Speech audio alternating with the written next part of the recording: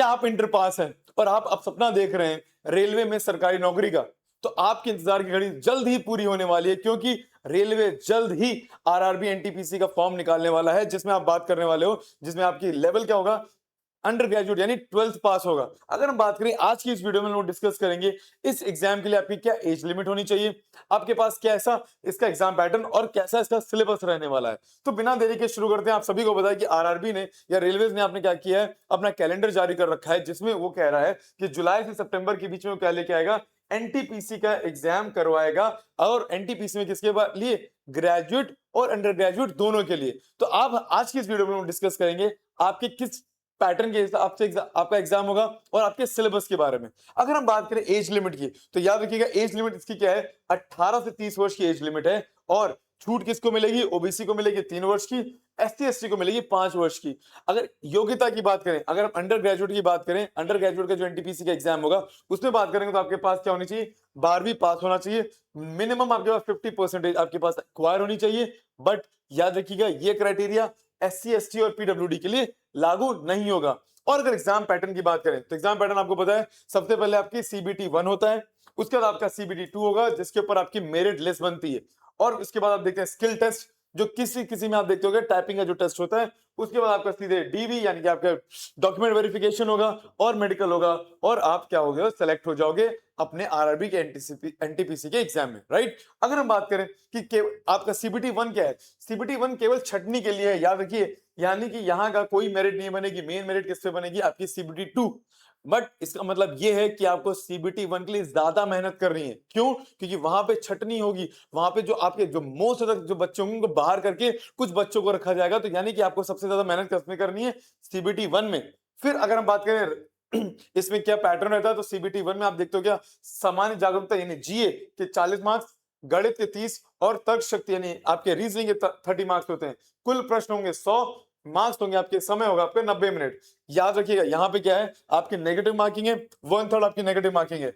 आप यानी कि आपको किससे बचना है, आपको तुक्केबाजी से बचना है, क्योंकि सीबीटी 2 में जाने के लिए मात्र 15 गुने बच्चा ही उम्मीदवारों को क्या किया जाएगा, सूची में आते हैं। यानी कि जितनी भी वैकेंसी हो, क्योंकि बात चल रही है कि शायद 7,000 से 8,000 के बीच में वैकेंसी होगी, यानी कि उसके सिर्फ मात्र 15 गुना ही बच्चों को लिया जाएगा सीबीटी 2 के लिए। यानी कि आपको क्या करना है, यहाँ पे अपने तुक्के तकाजे से बहुत बच के रहना है। अगर हम बात करें सीबीटी 2 में, तो सीबीटी 2 में हमें पता है गणित यानी मैथ्स में आप देखते हो 35 क्वेश्चन आते हैं, और समान जागरूकता के 50 क्वेश्चन आते हैं, और तर्क शक्ति यानी रीजनिंग के 35 क्वेश्चन आते हैं। यानी यहाँ पे आप देखते हो क्या, यहाँ पे भी आपको 90 मिनट मिलेंगे, और प्रश्न जो होंगे वो बढ़ के आप कितने हो जाएंगे, 120 प्रश्न हो जाएंगे। यानी सीबीटी 1 में 100 थे, यहाँ पे 120 हो गए। अब यहाँ पे आपके याद रखिए क्या चीज फोकस करी जा रही है, आपकी स्पीड। यानी कि जितना ज्यादा आप स्पीड वर्क करोगे उतना आपके लिए क्या रहेगा, हेल्पफुल रहेगा। बट स्पीड प्लस एक्यूरेसी, क्यों, क्योंकि ये कैसे हैं, कंप्यूटर बेस्ड टेस्ट है। आपके सामने घड़ी के टक टक टक चल रहा होगा, उस समय आपके ऊपर उस घड़ी का भी प्रेशर होगा, आपके सामने क्वेश्चन का भी प्रेशर होगा, और आपके सामने अगले क्वेश्चन का भी प्रेशर होगा, और ये भी पता होगा कि पिछला क्वेश्चन हमसे गलत होगा कि नहीं होगा। यानी कहीं आपसे पिछला क्वेश्चन आपने छूटा भी होगा, उसका प्रेशर भी रहेगा। यानी कि आपको ये सारा प्रेशर लेके एग्जाम हॉल में बैठना है। यानी कि आपको बहुत तैयार होके इस एग्जाम की तैयारी करनी है और एग्जाम देने जाना है। फिर अगर हम स्किल टेस्ट की बात करें, तो स्किल टेस्ट आप जानते हो क्या, इसमें आपको अंग्रेजी इंग्लिश में 30 वर्ड्स पर मिनट लिखने, और हिंदी में क्या होता है, आपके 25 वर्ड्स प्रति मिनट आपकी टाइपिंग टेस्ट होगा। ये केवल किसमें होता है, क्लर्क और टाइपिस्ट पदों के लिए होगा। किसमें होगा, क्लर्क और टाइपिस्ट पदों के लिए, और यह केवल क्वालिफाइंग होता है। परीक्षा में कोई एडिटिंग टूल या स्पेस या स्पेल चेक की अनुमति नहीं है। याद रखना, इसमें कोई भी एडिटिंग टूल का इस्तेमाल नहीं किया जाता है।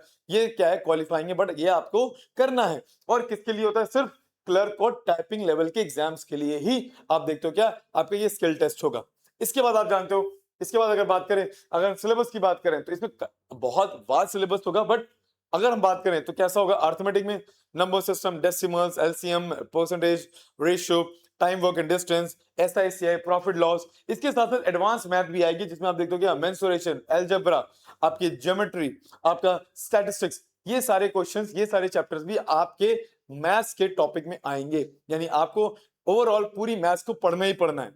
अगर हम बात करें इसके आगे बात करें, अगर हम तर्क शक्ति यानी रीजनिंग की बात करते हैं, तो रीजनिंग में आप देखते हो क्या होता है, आपके एनालॉजीज, सीरीज, कोडिंग, डिकोडिंग, आपके क्या कहते हैं, गणितीय ऑपरेशन यानी मैथ्स के ऑपरेशन, आपके एनालिटिकल, आपके रीजनिंग में क्या आएगा, syllogism, Venn diagram, data shift, graph, ये सारे पार्ट भी आएंगे। और अगर हम बात करें पजल्स के भी पार्ट इसमें रहेंगे, जिसमें आपका रिलेशनशिप, आपके पजल्स और आपके कथन यानी स्टेटमेंट और कंक्लूजन वाले क्वेश्चन भी रहेंगे। यानी कि आपको रीजनिंग में भी ओवरऑल क्या करना है, बहुत ज्यादा टॉपिक्स पढ़ने हैं। यानी आपको मैं भी बता दूं, अगर आपको अपना आरआरबी एनटीपीसी का एग्जाम क्लियर करना है तो आपको अपने आरआरबी एनटीपीसी के लिए अभी से तैयारी शुरू कर देनी चाहिए, क्योंकि आपको पता है कि वो जब फॉर्म आएगा, जब फॉर्म का इंतजार करोगे तो उसके बाद आपके पास वो समय नहीं बचेगा कि आप कैसे, क्योंकि 1 महीने के अंदर आपको फॉर्म भरना है, फिर कुछ समय के बाद आपके पास क्या आ जाएगा, एग्जाम डेट आ जाएगी। यानी कि अगर आपको आरआरबी एनटीपीसी की तैयारी करनी है तो क्या करना है, अभी से लग जाना है। फिर अगर हम बात करें इसमें सामान्य, जिसको हम बोलते हैं जनरल अवेयरनेस, ठीक है, उसमें आप देखते क्या, इसमें आपका कोर विषय जैसे आपको होता है समान विज्ञान, जो कि आप देखते हो किस लेवल का आएगा, 10th के सीबीएसई लेवल का आएगा। और करंट अफेयर्स याद रखिएगा, नेशनल और इंटरनेशनल लेवल के करंट अफेयर्स भी आते हैं, बट ये जरूर याद रखिएगा कि बहुत इंपॉर्टेंट पार्ट है। क्यों? क्योंकि भाई सीबीटी 2 में बहुत इंपॉर्टेंट सेक्शन है इसका। फिर आपको पता है जो स्ट्रेटेजी के, जिसमें आपका हिस्ट्री, ज्योग्राफी, इकोनॉमी, पॉलिटी, अर्थव्यवस्था, ये सब आता है। और अगर हम बात करें मिसलेनियस में, आपको पता है जैसे कला हो गया, संस्कृति हो गया, आर्ट एंड कल्चर हो गया, आपका कंप्यूटर साइंस हो गया, ये सारी चीजें जो होंगी वो किस में आएंगी, आपके सामान्य जागरूकता में आएंगी। यानी कि ये तीनों पार्ट आपको क्या करने, ओवरऑल स्टडी करना है।